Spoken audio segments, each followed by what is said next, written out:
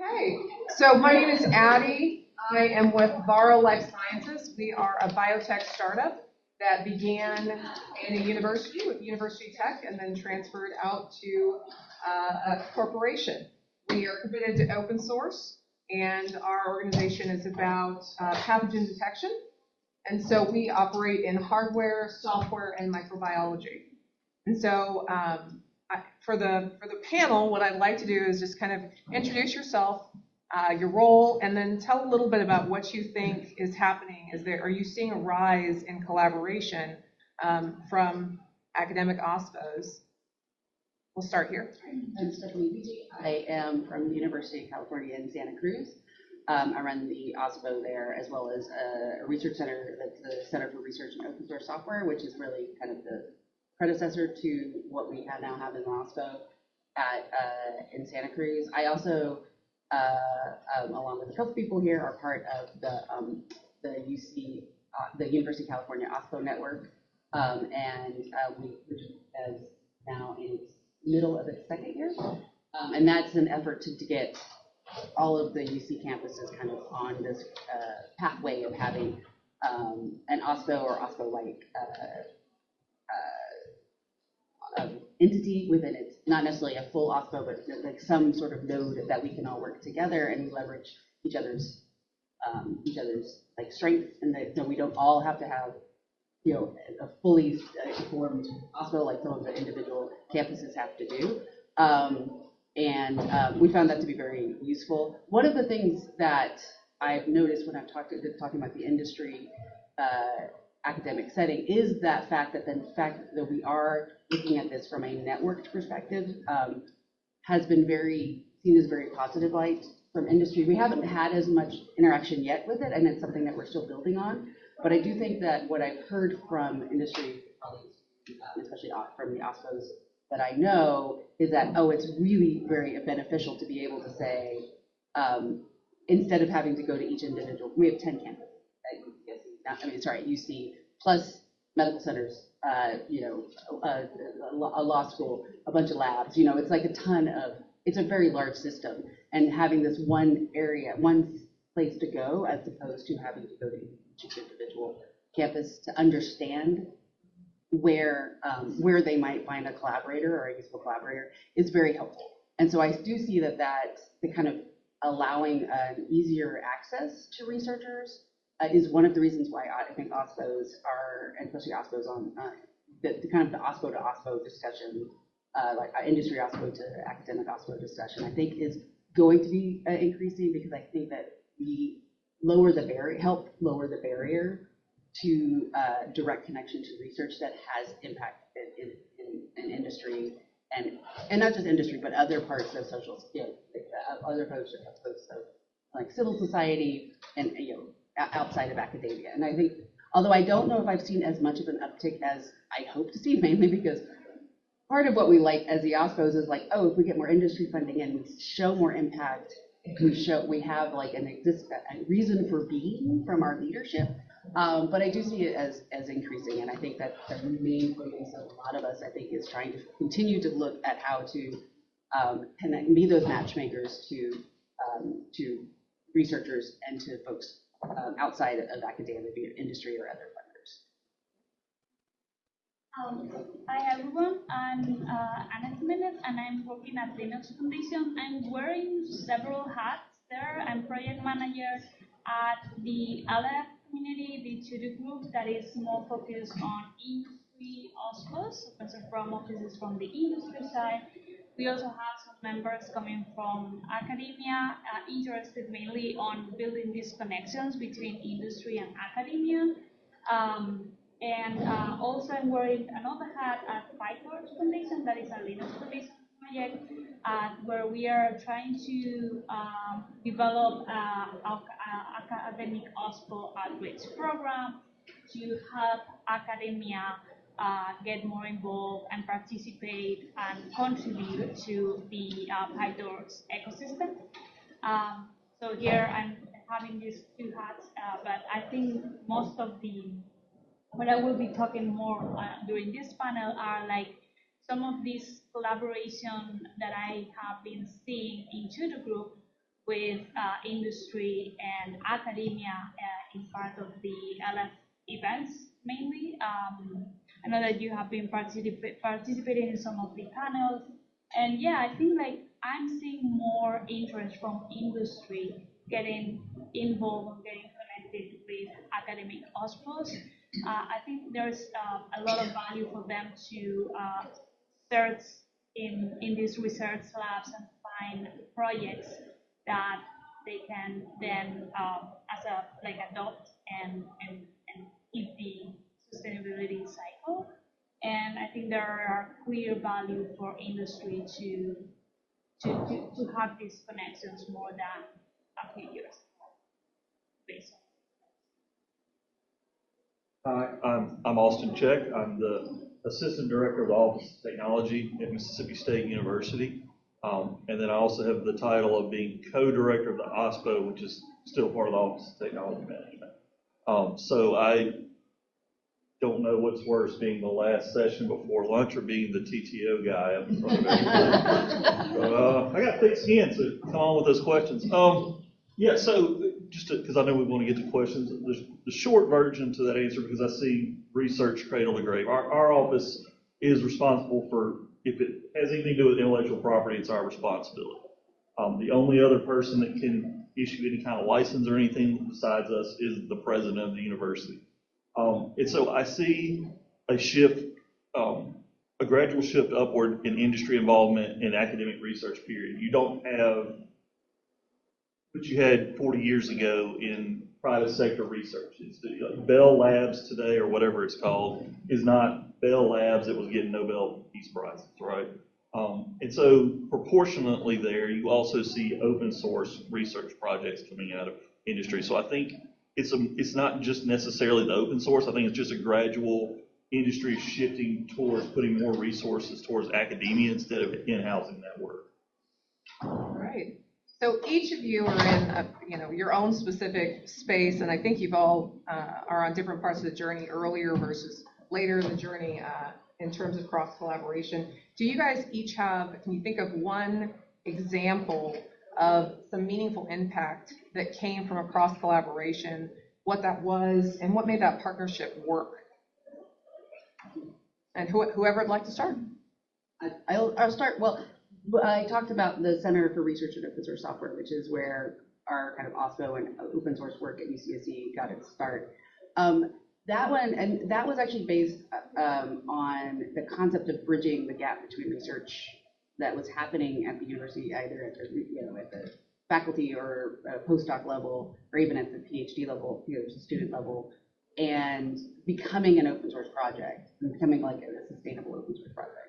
And the way we did that was to bring in industry partners. And so we had a membership model at that point, which really, I think, helped create a number of, I don't want to say there weren't like huge startups. We got our start because the Ceph storage system, which is now part of Linux Foundation, came out of UCSC. And that the person who started Ceph, Sage Weil, just paid a ton of money from Red Hat and then gave us a couple $3 million back.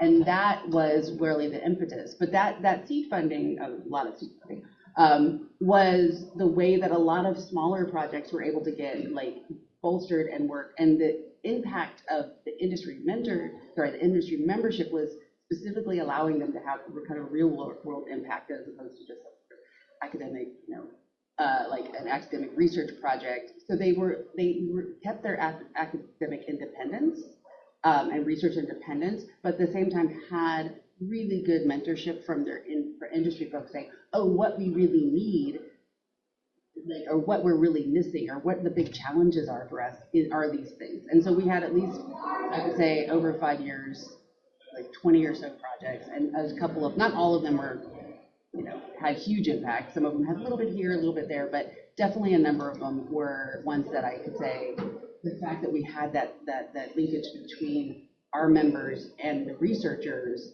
with an understanding that it's like the industry wasn't supposed to be telling us what to do, but giving us guidance, made a huge impact on how the project ultimately became, came in, like the actual research was able to, I keep using impact a lot, sorry, but how the impact actually hit where industry actually needed it, where there was standardization and some, we had a lot of component makers, and there's certain levels of standardization that were created and fostered because of the way that that was structured. So I mean, I think that that's one way in particular that these collaborations are really helpful, that especially when you have researchers who can remain independent in their research, but at the same time have that input from like people who are, in using these skills and the research in the real world in a practical way. Yeah, I can go next. I have, it's not perhaps a direct example, but an indirect one on, so I heard in some of the deep dives, like the cycle that usually like research projects takes, that usually when a contributor that did this research project, they just go away because the project doesn't get attention, the project just dies, and there is this incentive from academia, correct me if I'm wrong, of trying to find industry, not a sponsor, but attention to increase the adoption on a more practical way. And I have one example that I was thinking of was from the PyTorch Foundation in the hosted projects. There was one that was the VLLM that was initiated by a research lab from UC Berkeley. And I don't have right now like the numbers, but having that being using like an open source way, neutral governance, and be posted in a neutral foundation, enable also to keep more eyes from the industry on that project and get more contributors and adoption and have this sustainability life cycle. And I feel like there might be other projects that can benefit, like looking for open source foundation or ecosystems where there is specific industry or technology around, in this case, AI life cycle, where this industry and academic collaborations can happen, where definitely OSPOs from both sides can engage and build partnerships. So we certainly had and have ongoing concerns where there's been a mutual benefit to academia, industry, and the public at large from engaging in open source activities. The most relevant one that comes to mind was a few years back, a manned spacecraft was launched. It developed an anomaly in this propulsion system during that launch that was a cause of concern of whether that spacecraft was safe to return. And I think the huge benefit of these relationships, especially in the open source domain, was the rapid response to be able to evaluate that, whereas it would have been very siloed if everybody's using their own solution. And so our folks, private sector, as well as the government, were able to rapidly model this thing, look at the inputs, the outputs, and determine it was okay with significant assurance before bringing those folks back home. So, it's not a long, drawn-out answer, but it's one of those that you can point to and be like, well, I know 3 people that are super thrilled about this. Probably some others around them. So I think those aren't necessarily, there's not a monetary thing that you can look at there, but like a societal benefit. And, everybody comes at these things with their own, intentions and what's valuable to them. But being able to rapidly come together for a common cause, all other things aside, I don't think you get that when you're working siloed. So I think that's the most beneficial engagement we've ever had. So, when you think about cross-sector collaboration, there can be a lot of difficulties and struggles going through that and trying to build those bridges and connect people. So this question is going to be kind of a twofer. What is either some best practice? This is the one tip best practice, or this I would avoid. I would so avoid this. This was a total mistake. Either way, that you would want to guide and lead with people about how to really kind of empower those partnerships and those collaborations. Go ahead, Austin. have an honest conversation up front about what your end goals are.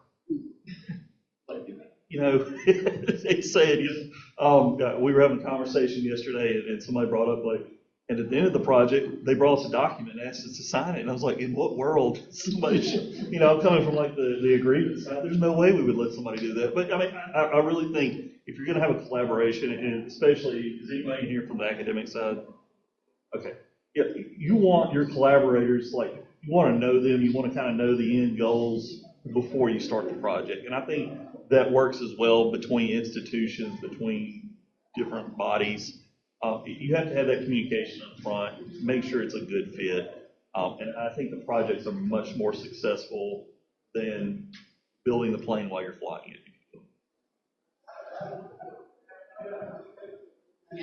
I agree with that. I think it's that having a very set standards of, or understanding of where the influence where it is advisory versus influence, and that type of discussion, especially when you're dealing with academic freedom and researchers who have maybe a specific goal or a specific idea in mind, and then industry who have their own needs, and recognizing that it's not always going to be that there's not always going to be an overlap, and understanding what happens when. So having that kind of spelled out better. And making sure that that's a clear indication, like you don't have what you just described, which is, at the end of the day, like, I actually expected this.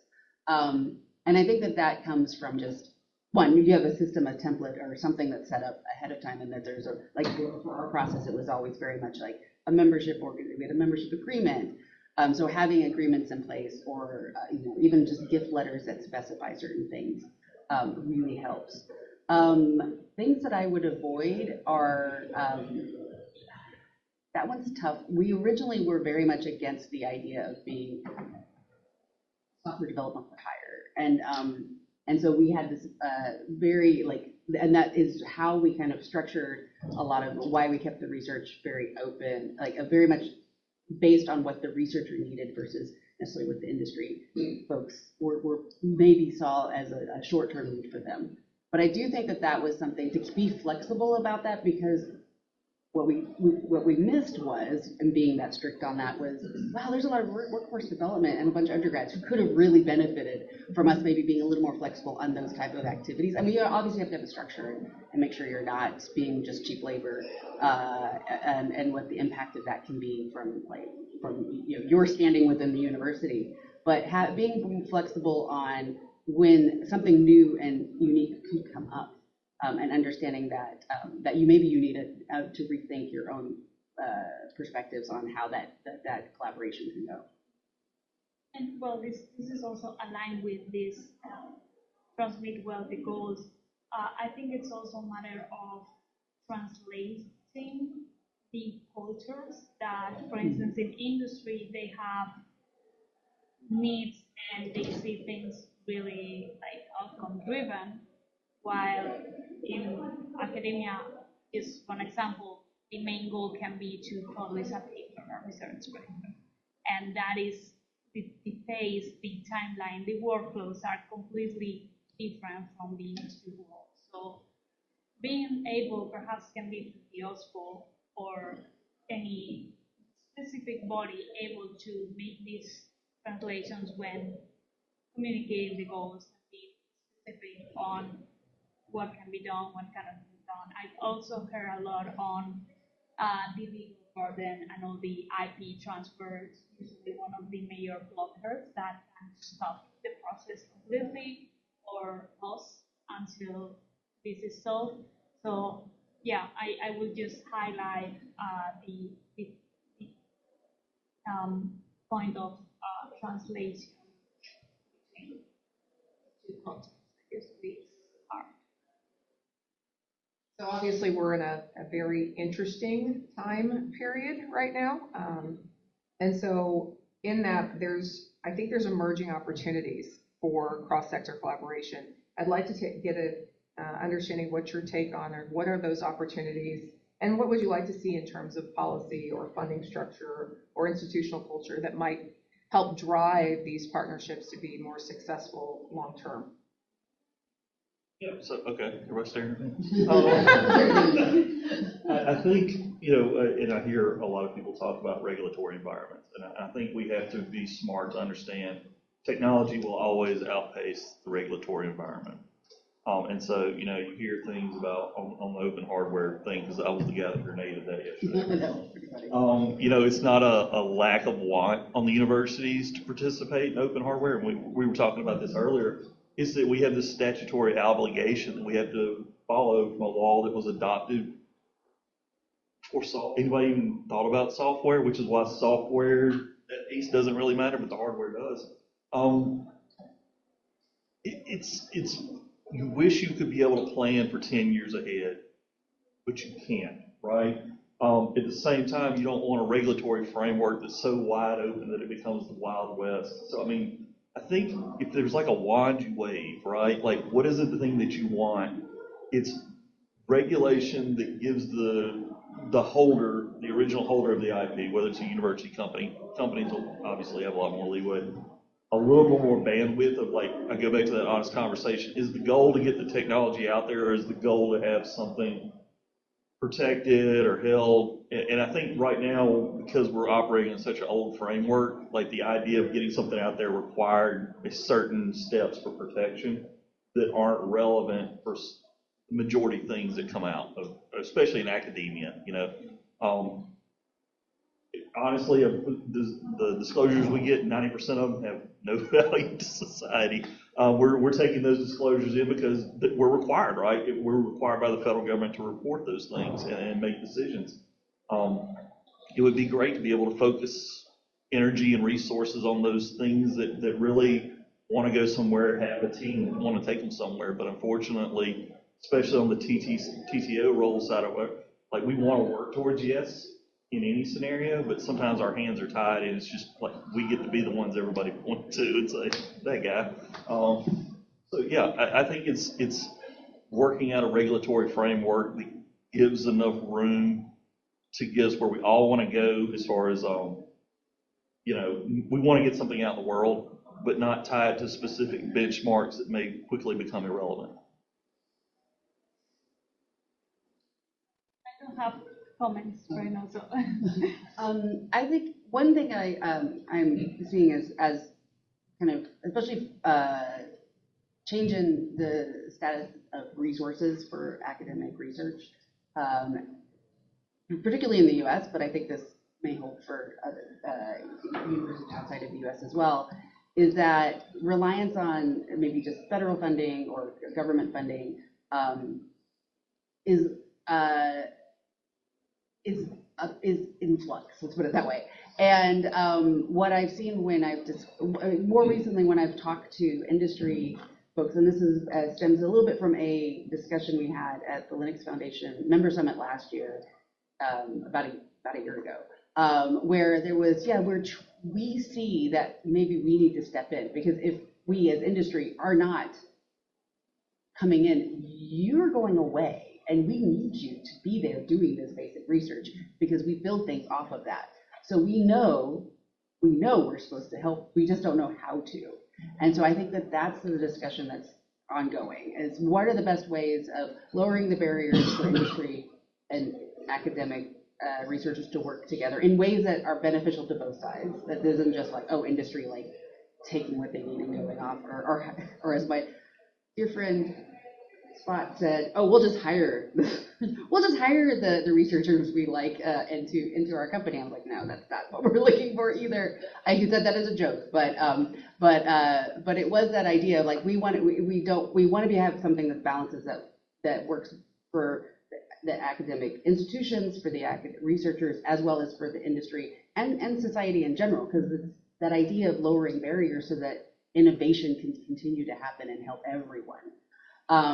So I think that's a big focus of, like, at least some of the activities I'm looking at and moving forward, both at UCSC as well as for the UC system in general. It's just like, how do we connect the people that are going to work together the best and create collaborations, and how do we do that in a way that's sustainable, where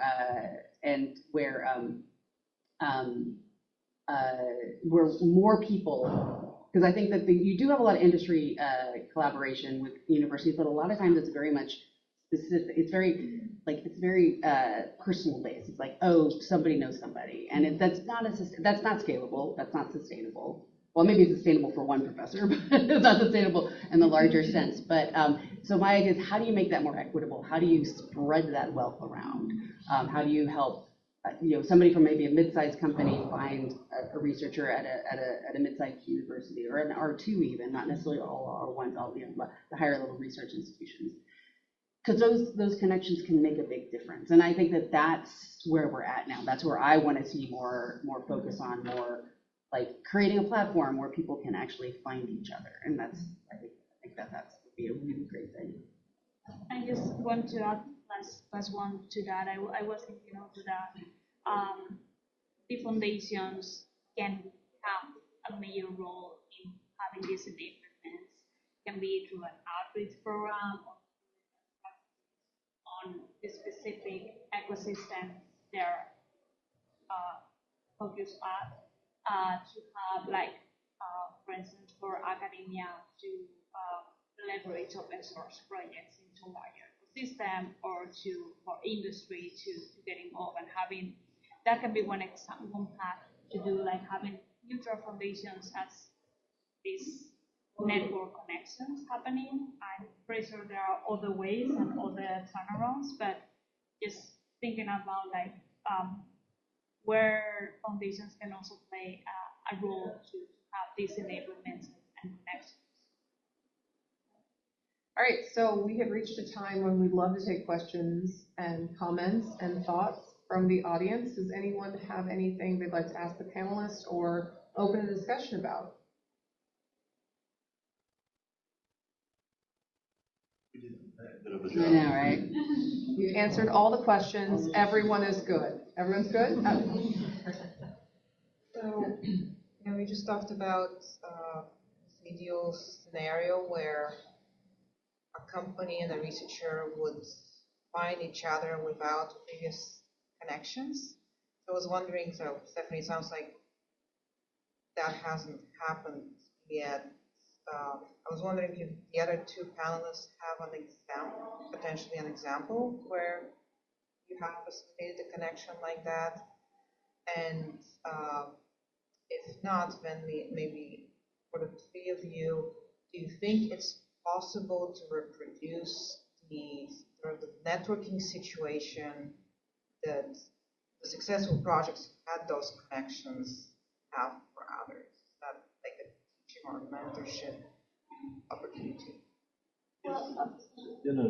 Yeah, well, on a network level of OSPOs talking to OSPOs, where in my tutor group we have had at Lieggi Foundation these panels and birds of a feather to connect academia from curious members and tutor members that represent more industry on same spaces to talk about the challenges, to talk about communicating the different goals and try to make these connections. So on one hand, in this we started last year and we are continuing this year to have this regular cadence where academia and industry, and this is more focused on all by Lieggi Foundation ecosystem, can talk to each other. So this is one example that so far is being popular. More people are demanding this and having more spaces to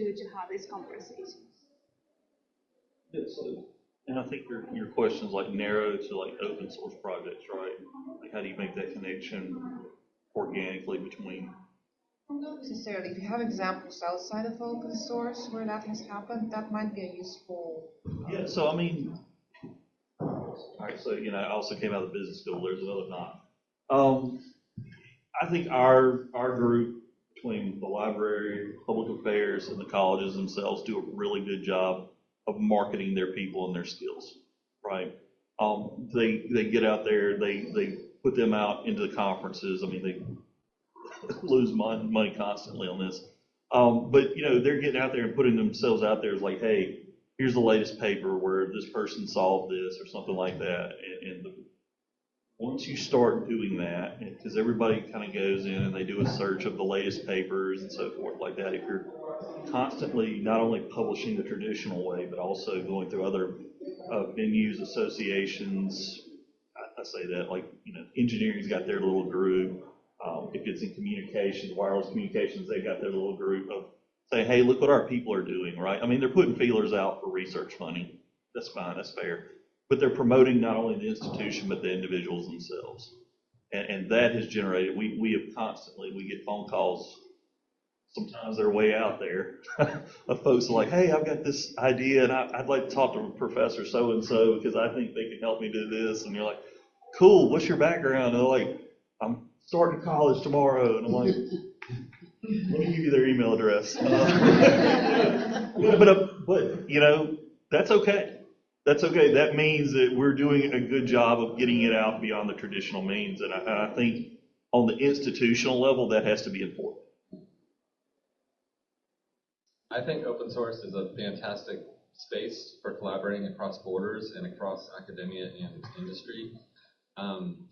Where I'm losing hope is that in academia, we're like struggling to sustain, find any money. We're like fighting for scraps. And then the open source enthusiasts in industry that are in the OSPOs are also just kind of like trying to get scraps. Like their companies aren't giving them tons of money. So how do we answer the sustainment problem, or how do we work? Is there a way? Is there any hope? Any hope? and somehow compete with the giants that are sucking everything out of everything. Well, I do want to give a shout out to the To-Do group, because I do think that the linkages that you find there, obviously the OSPOs and OSPOs, but I think that also helps open up the companies themselves into the idea of being more supportive of the research too. So. Yeah, and I also think so in To-Do group they are also leveraging like how they are OSPOs, but they are building value for the organization, for the company. So it's how engaging in open source gives them business value, and they align this always with their business goals and business values. Sometimes it's hard, but that is the mission they usually have. And I think engaging in these foundations that are strategic to their business goals can be NPKI, it can be open source management process to improve their pipeline, internal pipeline.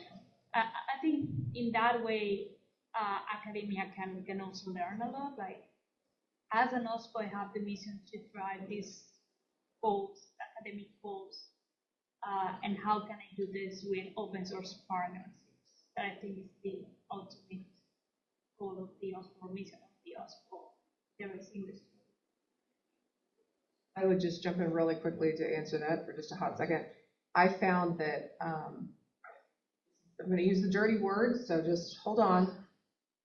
It's about sales. The individuals who hold purse strings, you have to be able to understand what their business objectives are and communicate to that. It's stakeholder management. It's working with a narrative that speaks to something that they have interest, and it's understanding what they value and what you do, what you execute on, and how it brings value to their objectives. And when you are able to frame that and identify who it is you need to speak to, then I think that there is no limit. But it seems to be no matter where you go, you always have to find that person and find what it is that they are looking for and understand how your practice, what you contribute, brings value to them, and being able to articulate that in a succinct and powerful way. We had a question over here.